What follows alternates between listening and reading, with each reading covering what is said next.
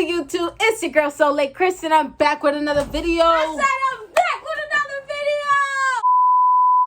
What it do, YouTube? It's your girl So Late Kristen. I'm back with another video. So you guys, thank you to everybody who's been subscribing, who's been watching my videos. Jamaica vlog is a now most watched viewed video with 1.3k views, and I could not do this without y'all. So without further ado, make sure you like, comment, and if you're new to the channel, subscribe, because we're on our way to 100 subscribers. So let's get into the video. All right, y'all. So this story took place when I was around like 19, 20 years old. I was a sophomore in college.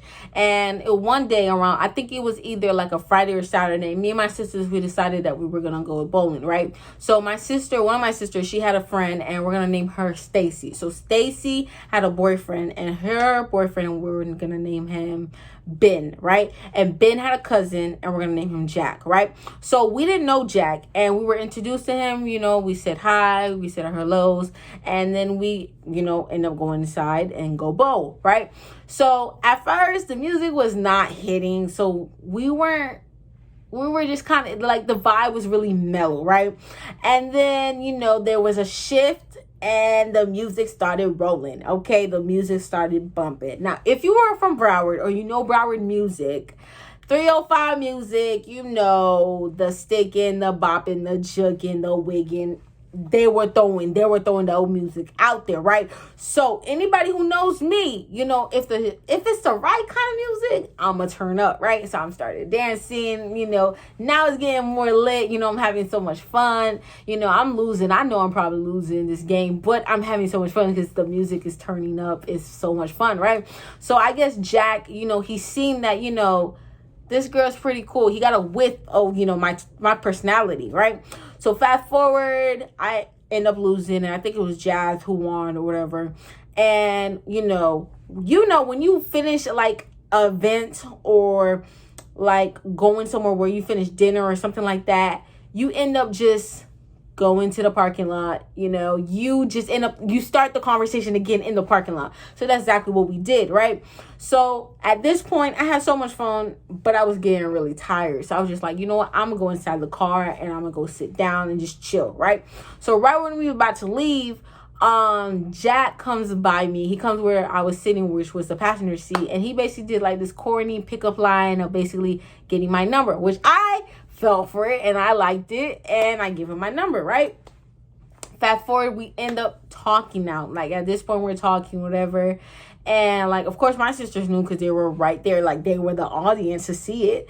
And, I'm thinking like, this guy, he's really cute. His vibe is really not that bad. It's good, And I remember like letting him know when we actually started talking, like, listen, this is how this is how I am. And like, if you want it, good. If you don't, you can leave it. You know what I'm saying? Like, this is just how I am. This is how I'm raised, and this is my morals, and this is how I feel, and that's what it is. And he was like, totally, I respect it in the beginning, So I let it be known firsthand off the bat, just so that you're not surprised and that I don't leave you, catch you, like confused or whatever. I just want to let you know he said that he respected. Cool. Fast forward. We're talking, we're getting to know each other. And at this point, I was looking for a job, because I was in college, of course, but I needed a job. I needed to raise up that bag, raise up the bag.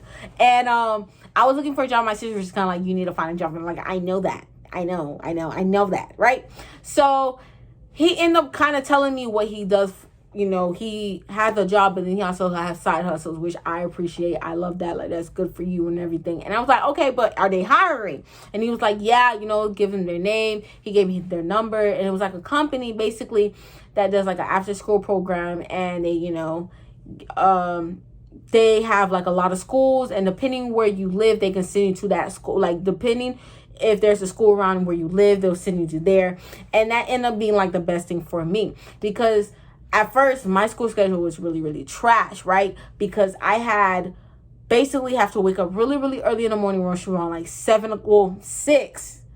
Mind you, my class having to start until like 8. And then I would come home really, really late, which wasn't so bad because I would do my homework within like the times where I didn't have class, right? So I just let him be known that type of situation. He was just like, yeah, like if you can get through that like middle, because one of my classes were like 3:30, which is like in the middle of the day. He was like, if you can get that like out of the way, you'll be good, because it's like the schedule is like 1 to 6. And I was like, bet, right? So I end up calling within that week, and I set an appointment with my interviewer, and basically went to the interviewer, got the job. So before I was going to actually work there, I had to get filled for paperwork. I had to do certificates. I had to get background checks. So it's like, it took about I want to say 2 or 3 weeks before I actually started working at the job, which was cool with me. But I mean, I knew I was going to get a job anyway. And then they were going to pay for my training. So it was just like, okay, this is lit. This is lit, right? Cool. So then fast forward, me and him are still going, like, we're still learning about each other and getting to know each other. And I remember one time he wanted to come visit me. I think it was at the school. I believe it was at the school. And he was like, he was about to leave, right? And he was just kind of like, so how about I make you feel good?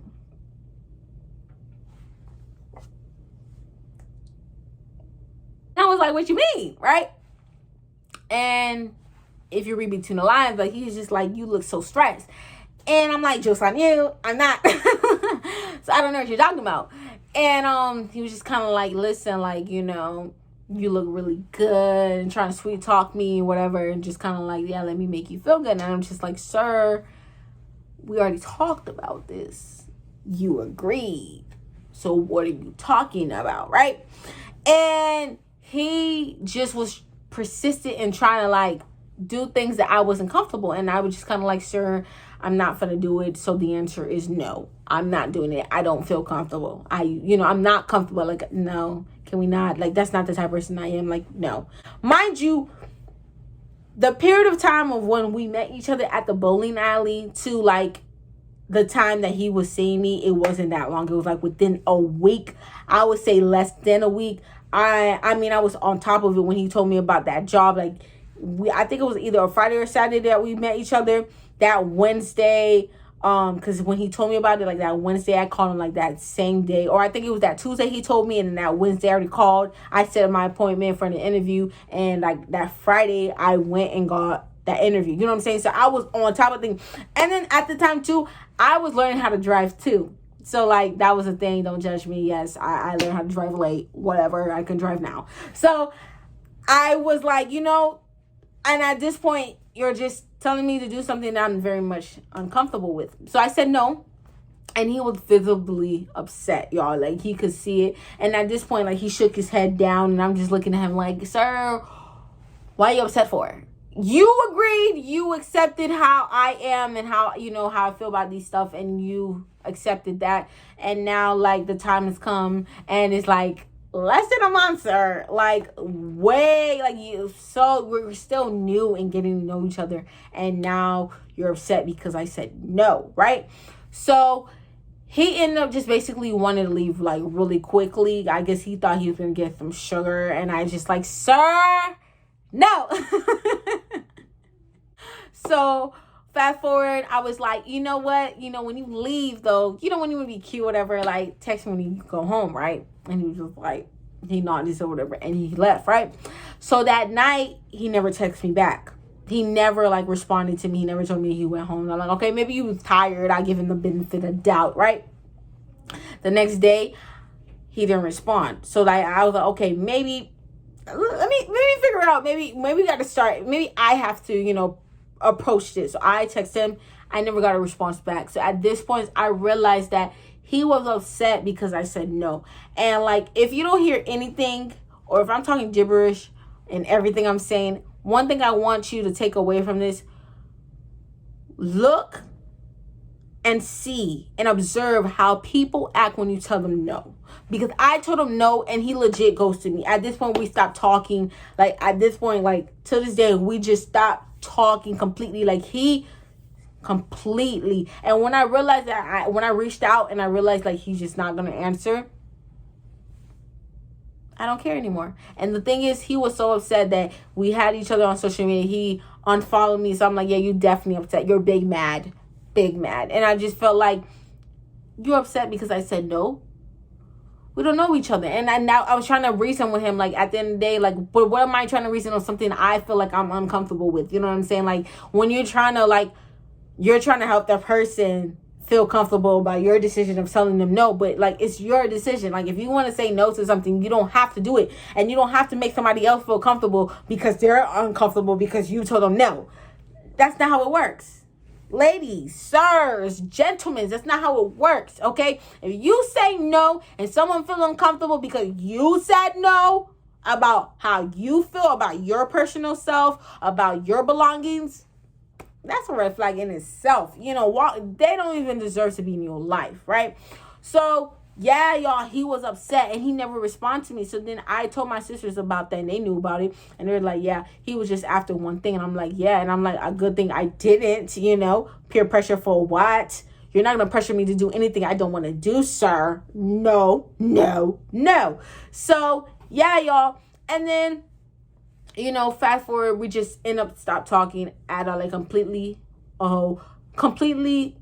in a whole, like, we just stopped completely talking. But I end up getting that job, and I end up working for that job for about 3 years. And that, like, one of the best moments of my life of working there and working with the kids and loving these kids and, like, being there for the kids. And just, there's many of these kids that they hold a special place in my heart. And to this day, I still keep in contact with some of my kids. So, like, I had a great time working with these kids. Like, they are a blessing. And it also helped me with the career that I want to choose in life. So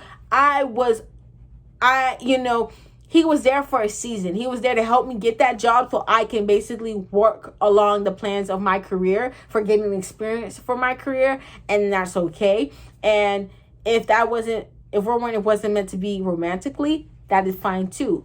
So I just want to encourage y'all that it's okay to say no to things you are uncomfortable with. And it's okay for people to walk out your life because their season is done. And I had to realize that. And I wasn't upset. I wasn't crying. I wasn't like, it is what it is. You know what I'm saying? You were there for a season. You were there you were there business-wise in the sense that I can get some money in my pockets. But romantically, you weren't there. And that's fine. That's fine. And there's no bad blood. So if you're ever watching this, Jack, you know what I'm saying? Hi. What's up? I hope you're doing great. I'm doing awesome. You know what I'm saying? Like, it's no bad blood. You know, I just seen who he was. Maya Angelou said, I want to paraphrase it because I don't want to say it wrong, but it's basically, or maybe I'm saying it right, but it says, she said that when someone shows you who they truly are, believe them. And that was a perfect example of me telling them no, and they just wanted to let me know that, listen, I'm just here for a little bit of time, not a long time, and I understand that, but you just not gonna do that with me. You can do that with somebody else who is okay with that, but for me personally, I just wasn't okay with that. And yeah, y'all, that was the story time of him just basically being bad for me. He wasn't good for me at all. You know what I'm saying? At all. Just there to get that job, but everything else wasn't meant to be. And yeah, y'all, I hope y'all have a blessed one, a great one. And I will see y'all in the next video. Bye.